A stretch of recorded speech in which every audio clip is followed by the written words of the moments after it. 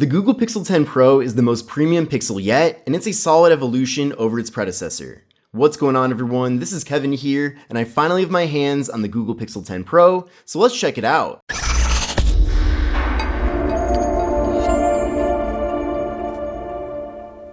So this is the Google Pixel 10 Pro. Now this phone was launched several months ago, but very recently, the Google team did reach out to me to see if I did want to cover this phone here on the channel, and of course I said yes. So I did unbox this phone literally several days ago, so this video is certainly not meant to be a review. I'm still very early on here with the device. That being said though, I did want to make a video about it, kind of going over the highlights that I've noticed so far, and there's certainly a lot of things to like here about the phone. Now I have been using Pixel devices since the Pixel 4, and every generation kind of brings something new to the table.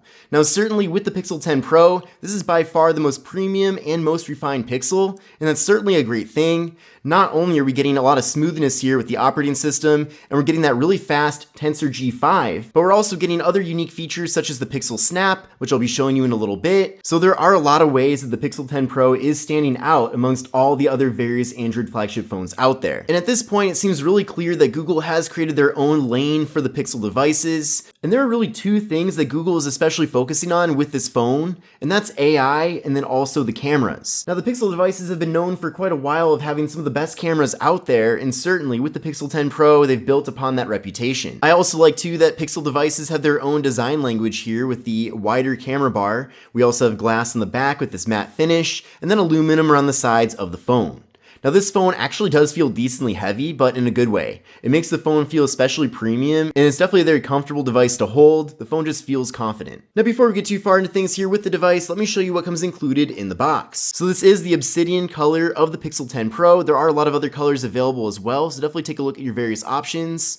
Now it is a thin box, and that's because there is no USB wall adapter included, but it is cool how we get this sleeve and then just another box within with the design of the phone on it. But there's really not much in the box. There's a booklet, and then also we have a double-sided USB-C cable for charging and data transfer. Now you probably noticed that there is no SIM card removal tool, and that's because this phone is eSIM only. So just like the iPhone, it only has eSIM support. And I know there's a lot of people who still like their physical SIM cards, and I do personally like that flexibility. I like having the option of having one, so it is a little bit too bad that it's eSIM only, but I guess the iPhone is also only eSIM, so that's probably the direction things are heading. I'm definitely curious to know though if that's important to you or not. Now with the Pixel 10 Pro, we're getting this fantastic looking display. The display is 6.3 inches, and we're getting Corning Gorilla Glass Victus 2. So this display is LTPO OLED. We're getting 120 Hz refresh rate, and then there is a peak brightness of 3300 nits. So this display actually gets very bright. For the purpose of this video, I even had to turn the brightness down, which I typically don't do. Usually in my videos, I turn up the brightness all the way, but you can just see how bright this really is. So it's a super bright and vibrant display. We're getting excellent viewing angles as well when looking at the phone. So it just looks super premium, and that's because it is premium.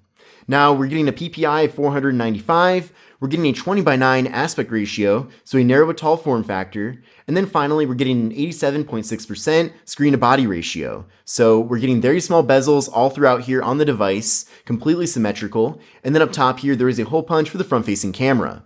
Now interestingly, this front-facing camera is 42 megapixels, which is really impressive. I'm actually amazed with how good the front-facing photos are on this phone. The detail is just wild.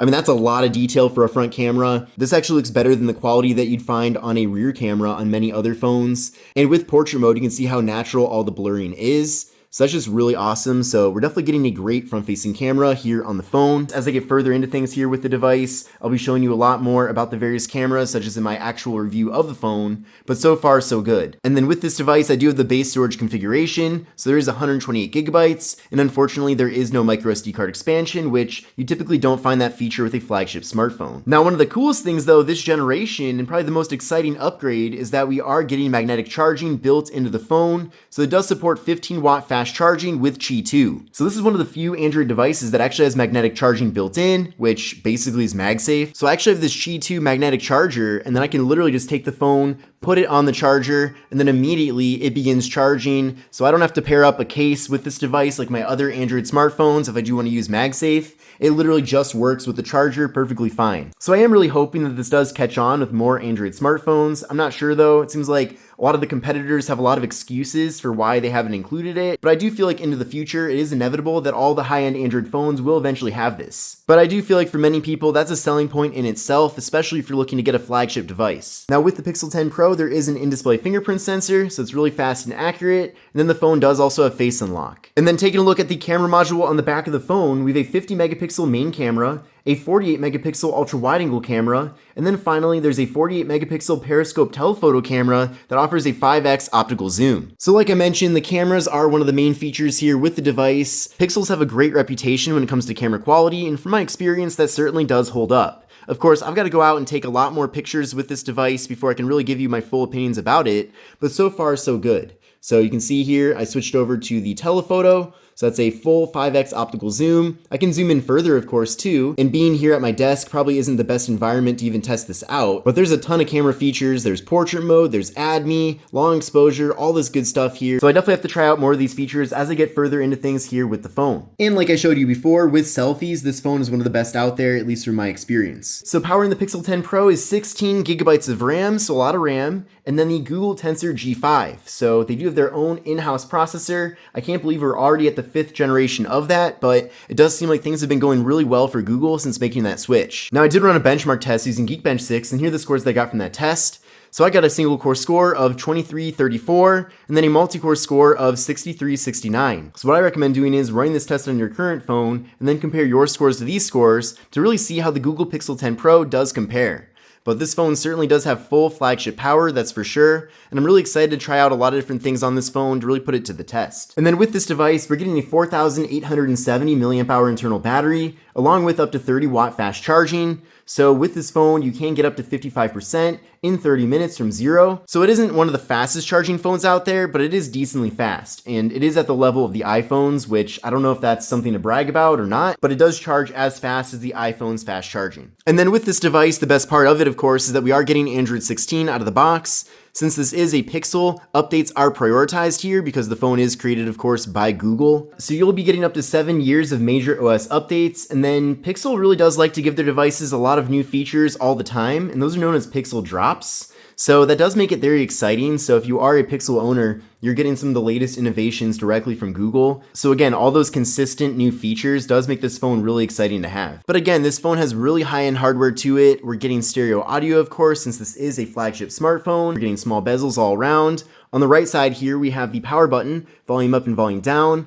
On the left side, we have nothing. Up top here, we have the noise-canceling microphone. And then on the bottom of the device, we have the speakers, microphone, and the USB-C port for charging and data transfer, and that's pretty much it. So certainly with no SIM card slot, it makes the phone look a little bit sleeker, but again, that is a feature I know many people do want to have. Now, I don't really see them switching back to adding a SIM card slot in the future. It's just kind of the way things are going in the mobile industry. So I do feel like at some point, everyone's gonna have to get used to eSIM. So anyway, I just want to make this video discussing the Google Pixel 10 Pro and all the cool things about the device. But this is Kevin here. Give the video a thumbs up if you enjoyed it, and I'll see you in the next one. Take care.